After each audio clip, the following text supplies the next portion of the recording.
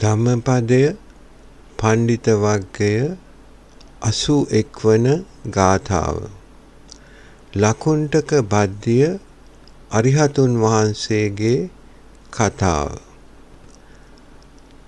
සීලෝ යථා ඒක ගානෝ වාතේන නසමීරති එවං නින්දා පසංසාසු නසමිච්ඡන්ති පණ්ඩිතා. යම්සේ මහා පර්වතයක් සුළඟි නොසැලේද එසේම නුවණැත්තෝද නින්දා ප්‍රශංසා ආදී අටලෝ දහමින් නොසැලෙති. මේ ලෝකයේ නින්දා ප්‍රශංසා දෙක වරින් වර දිශා වෙනස් වෙන සුළඟක් මෙන් වෙනස් වෙමින් යයි. සමහරෙක් ප්‍රශංසාවෙන් උද්දාම වෙති. අනෙකෙක් නින්දාවෙන් කම්පා වේ. නමුත් බුදුරජාණන් වහන්සේ ඉගැන්වූයේ සැබෑ ප්‍රඥාවන්තයා නින්දා ප්‍රශංසා දෙකෙහිදීම බලවත් පර්වතයක් මෙන් එකසේ නොසැලී ස්ථාවරව සිටින බවයි.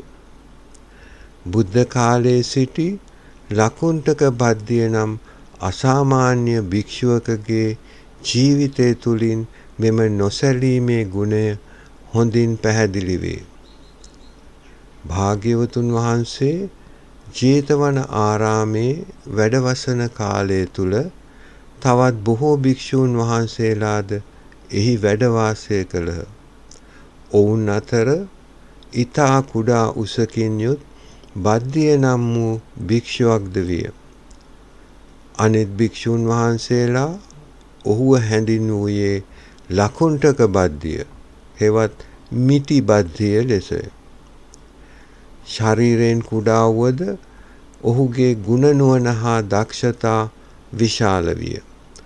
නමුත් ලකුණ්ඨක බද්ධිය හිමියන්ගේ ශරීරයේ කුඩා ප්‍රමාණය විසින් උන්වහන්සේගේ ගුණාංග හා දක්ෂතාවන් ගැන කිසිවක් නොපෙන්වා ඒවා සංගවාගෙන සිටියේය.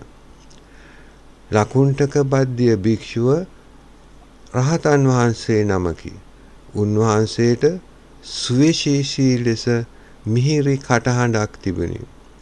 එම කටහඬ කොතරම් සුන්දර දෙයක්.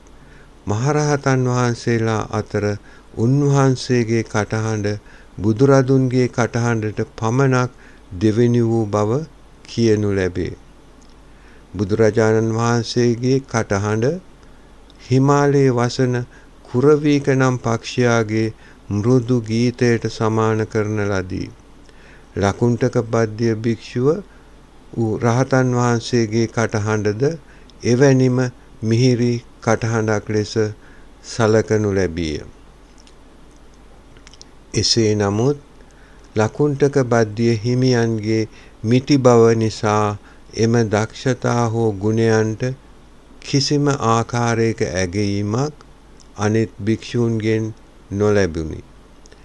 එයට කර්මානුරූප හේතුව වූයේ පෙර සසර ඇවිදින කාලයේහි අන්‍යයෙකු මහත් කොට කරන්නට පිළියෙල කළ පින්කමක් කුඩා කොට කරවීම උන්වහන්සේගේ මිටිකමට කරුණු විය. කුඩා පාප ක්‍රියාවන් පවා බලවත් ප්‍රතිවිපාක ඇති කරන ආකාරය පිළිබඳ මේද හොඳ උදාහරණයකි.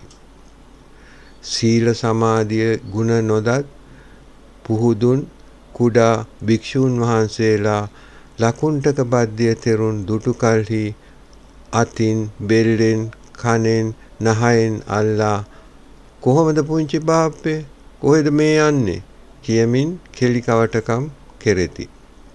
එහෙත් ලකුණ්ඨක බද්ධිය අරිහතුන් වහන්සේ ඒ කිසිවක් කෙරෙහි නොකිපෙති. අමනාපයක් නොදක්වති.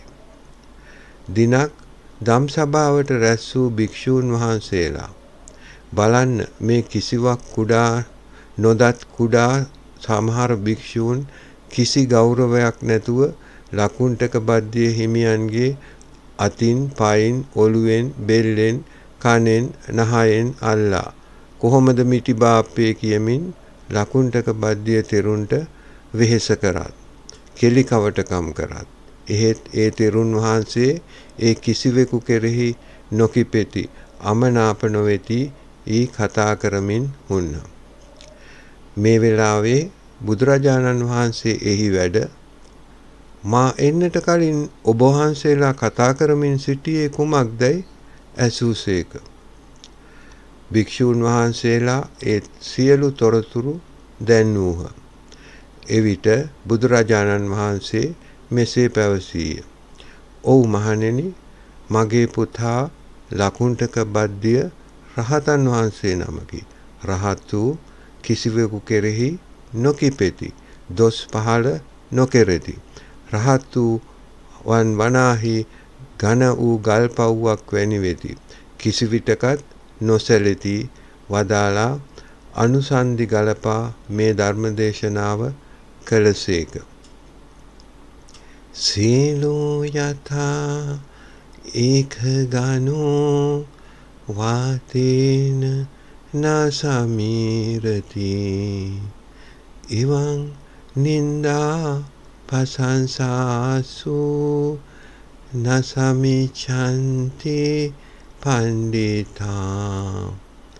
යම්සේ මහා ගල් පර්වතයක් සුළඟින් නොසැලේද, එසේම නුවණැත්තෝද නින්දා ප්‍රශංසා ආදී අටලෝ දහමෙහි නොසැලෙති. ඉන්පසු බුදුරජාණන් වහන්සේ අෂ්ටලෝක ධර්මය ගැන මෙසේ පැහැදිලි කළසේක. අෂ්ටලෝක ධර්මයේ හෙවත් සාමාන්‍ය මිනිසුන් සොලවන ලෞකික තත්වයන් අටවනුයේ ලාභ, අලාභ, යස, අයස, නින්දා, ප්‍රශංසා, දුක හා සැප යන අටලෝ දහම වේ. මේවා සියලු ජීවීන්ගේ ජීවිතවල ඇතිවන්නක් වේ. ඒවා නිරන්තරයෙන් වෙනස් වන සුලන් රැළිමෙනි. සමහර විට මෘදුව, සමහර විට ප්‍රචණ්ඩ කුණාටුමෙන් අපේ ජීවිත හරහා හමා යයි.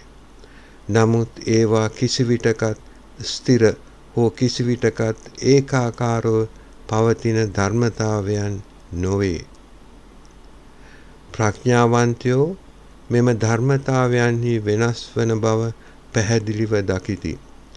ඒ නිසා ඔවුන් ලාභයේදී, සැපයේදී, ප්‍රශංසාවේදී හා යසසේදී උද්දාම වන්නේවත්, අලාභයේදී, දුකේදී, නින්දාවේදී හා අයසේදී කම්පා වන්නේවත් නැත.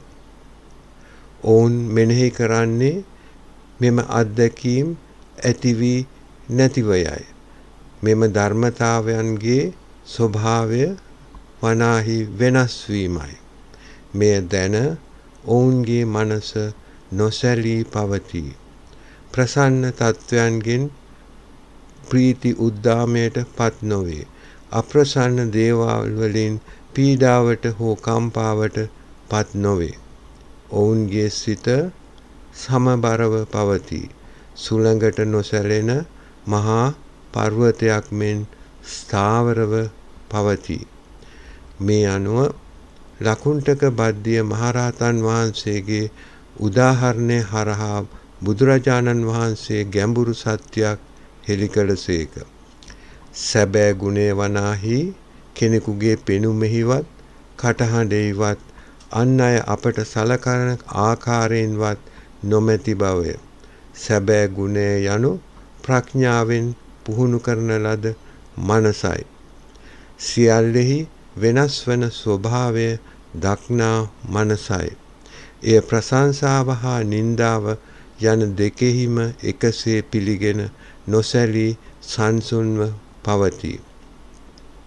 ධම්මපදයේ මෙම ගාථාවෙන් ප්‍රකාශ කරන පරිදි ඝන පර්වතයක් සුළඟින් නොසැලී සිටින්නාක් මෙන් ප්‍රඥාවන්තයෝද ප්‍රශංසාවෙන් හෝ නින්දාවෙන් නොසැලී සිටිති.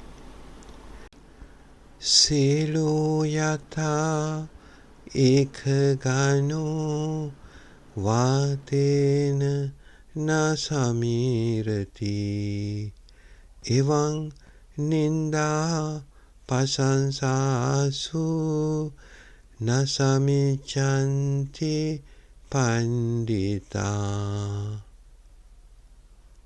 මමද සියලු ලෝක සියලු සත්වයෝ සංසාර දුකින් මිදී නිදහස් වෙත්වා නිවන් දකිත්වා. A free gift to you, a free PDF book with over 400 stories from Dhammapada in English is available for download. The link is in the description. Please click it to download to your device.